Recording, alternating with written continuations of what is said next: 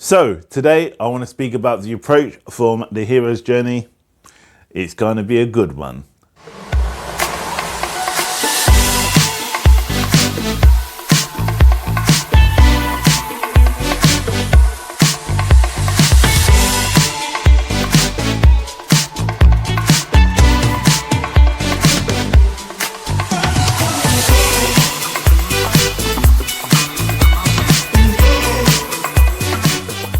So, welcome back. My name's Sage. I'm from Karnak Holistics, where we learn together and we grow together in the sight of God. And I mentioned before, I wanted to speak about the approach. But before I jump onto that and talk about this, please, I would love you to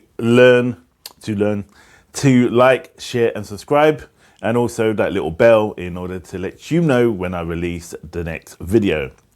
As I'm doing a journey along the hero's journey, and I'm doing a series of videos. I think I've got another 5 to do, so I'm halfway there. So today, as I mentioned, I'm talking about the approach.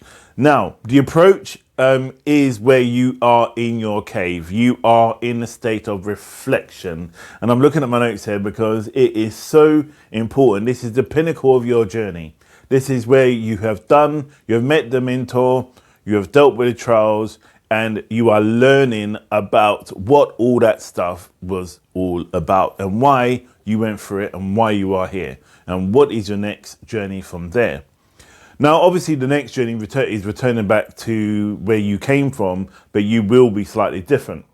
Now, let me speak about the approach. Now, the approach is when, for example, when you saw Luke, I don't know if anyone's seen Star Wars, but I know I refer to Star Wars a lot because I love Star Wars. So, Luke, when he faced Darth Vader in a cave is when he dealt with his own conflicts. It's when, for example, you've had an argument and then you disappear and you just want to reflect. It's a state of reflection. And the reason why it's called the approach, because it is about the approach. It helps you to understand what your next approach is going to be after you have dealt with all this stuff through the trials, through the mentor, through the threshold, all those stuff that you face with. You at this point is where you're in almost kind of like ready to leave the wilderness. Like you heard about Jesus when he went into the wilderness for 40 days. You heard about also the guy who done Reiki, Missouri. He went off into the wilderness, I believe it was for 90 days, and he came back, but he was at a point of almost dying, and he was given the symbols from the universe. So we all face these trials. It may not be as drastic as that, but majority of the time where you're dealing with the approach and you're dealing with your own individual place and space, your place and your space, is where you want to finally achieve and arrive at. So let me give you an example. You're stuck and you're on this rat wheel and you're constantly facing the same challenges, i.e. you always seem to be dating the wrong person, you always seem to be finding the same job, you always seem to be making the same mistakes, and nothing seems to be making any changes. And what you need to do when you're in the approach, you need to really look at yourself, look at what you're attracting and why you are attracted to these individual things. You may be attracted to, as a female, attracted to tough guys, rough guys. You may be attracted to soft guys, but you're a dominant individual, but you want someone who is like you so you could be a bit more dominant in your relationship. Or you may just want someone equal on your level. It may be for the fact is that you seem to be drawn into the same type of working environment where you feel that you're always being placed a victim and you're always being bullied. It may be for the fact is that you're working in an environment where you are the bully and you just want to get out that cycle and know where all this stuff comes from. Now, I know that sounds really weird for me to turn around and speak about the bully going through a cycle, because we all know that when people are oppressive to other people, it's their own inner insecurities, why they like to dominate others. So within this, you find a lot of people, when they are in this state of change and the approach, they will be in this zone for a while, and the reality is, let me make this quite clear. You could do two things. You may be on a situation where you are facing a dark night of the soul or depression. Now, the dark night of the soul is a spiritual depression. It's where you're stuck and you don't know where the hell you're going, and it just doesn't seem to be making any kind of sense. You know, it seems to be like you've done all the bits and pieces within your toolkit or spirituality, but you're just there. Sometimes you may just need to just ride the storm. Depression is clinical. Depression is more for the fact is that you don't have any energy. And again, depression comes in many ways, and you need to consult your doctor, because this is where you need to really, if you're in this state, you need to go and get help or support.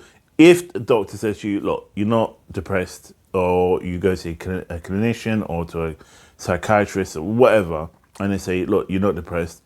I find someone like myself will work with people and they come to me and they're saying they're depressed. And it's my analogy or my view, how I see them, that they're not necessarily depressed in that sense. There may be elements of it, but there may be for the fact at that time during the dark night of the soul. And again, I always say, if it gets that bad and you're really stuck, you need to talk and share what your journey is about, because that's where you need your help. So when you're in the approach, I like to call the approach kind of like a cave, and when you're there, it feels like you're just stuck, and you don't feel like nothing seems to be moving forward. It seems like you're walking in the same cave over and over and over and over again, walking down this pathway, and you can see the light at the end of the tunnel. But it seems like the light doesn't seem to be getting any bigger. It seems to be just the same size. And my thing, I've said this before to people, that if that is the case and you see that light or things don't seem to be going anywhere, because maybe you're not going anywhere and confronting what your situation is. So maybe metaphorically speaking, maybe you're just walking on a treadmill. You know, like you got the conveyor belts that just move round and round and round and round and round, and you're not going anywhere. That may be your situation. So again, and that's where it goes back to, you need to check yourself. You need to check where you're at within your own self, because when you're there, and if you are on that same conveyor belt and you're not making any changes, this is when you need to turn and go, okay, you know what? I need to now step up and maybe get some spiritual help. Maybe you might need your cleansing done. Maybe you might need some healing. Maybe you might need some coaching. Maybe you may need some. You may even need to go in a situation where you're studying, because sometimes when you're stuck in that scenario, you know, in the approach, you may need to physically study in order to come out of it and learn different tools for your toolbox to get you to deal with it the next time round. And again, many people are still stuck in this, the approach, and have the illusion that they are, that they see all these different things and it's right. And the reality is, it's like it's comfortable for them. Normally, when you're in you're doing the approach, some of the things you need to do is uncomfortable and it's out of your comfort zone. This is why it makes you stronger. What doesn't kill you makes you stronger. And I've seen so many people that I've worked with that said, yeah, this is what it is, blah, blah, blah. And I'm like, no, it's not. It's not, because you're manifesting right here about things that are comfortable for you. And all it is doing baby steps. And they know within their own self that the goal or the achievements or to achieve it is that it's out of the box. It's out of your box. It's for example, if you, for example, dating, you always find that you find it hard to approach women. Maybe you might need to learn to approach women and maybe go and talk to a girl, you know, in a bar, in a club, wherever. Maybe that might need you to get the club to deal with your confidence. Maybe you need your motivational speaker or your speaker, and it's something you want to do, but you fear getting on stage and speaking. Maybe you may need to talk in front of a group of people, 5 that are beyond 3 or 5, in order for you to understand it's not that scary. I mean, when I first done my first public appearance, and I think there's over 20, no, First it was 20, and then I'd done 200 people. And I was crapping it, you know, and am I going to forget my words? Am I going to forget my notes? Am I going to drop my notes? You know, when you put your cards there and they're just going to drop. I was in that state. I was in my approach about dealing with that issue. So I done all the preparation and I made sure they were all numbered and I'd done as much as you want. The reality is, yeah, do all that, but the reality after all that, what you need to do is really just chill out. You need to calm down, relax, and take it easy, and then let it just flow. And then it will come to you. And I use the analogy, which was shown to me as well by Spirit, that you've got a jar and you've got these, and you see it on Big Mama's house as well. I think Big Mama has two. And you've got the jar and you've got like a net and you're trying to catch these fireflies, and you're thinking, if I move quick to catch, because these things are moving really slow, you know, just going like this. You think, if I whack it really quick, I can catch them. So no matter how much time you're trying to swipe it, you're just not grabbing these fireflies. They seem to be moving faster than the actual net. What it is, it's just the backdraft which is blowing them out of the way. But you can't see that. You just think that they're really quite swift. But they sense it, plus they feel the backdraft, or the foredraft, you want to call it. So if you go in slowly, methodically, and approach it slower, you can catch it easier. And sometimes as you catch it like that, it just may come to you and you may be able to just place that actual firefly in your jar.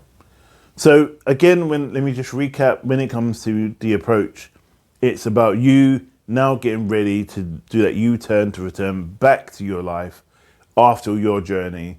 And it's for you to look at the tools that you've been given, working with a mentor, your trials, the threshold, and all the other stuff that you faced along the way. And it's now time for you to turn back and to head back to you changed as an individual. So I hope that's helped, and I'm gonna do my next video in about a week or so.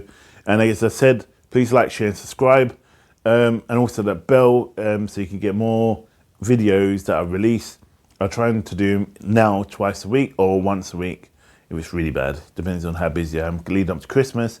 But anytime I upload something, and it will be obviously that little gold bell, and then it will let you know. So the hero's journey is halfway, and and the climax is coming to almost to an end. So stay blessed, take care, stay blessed, and namaste.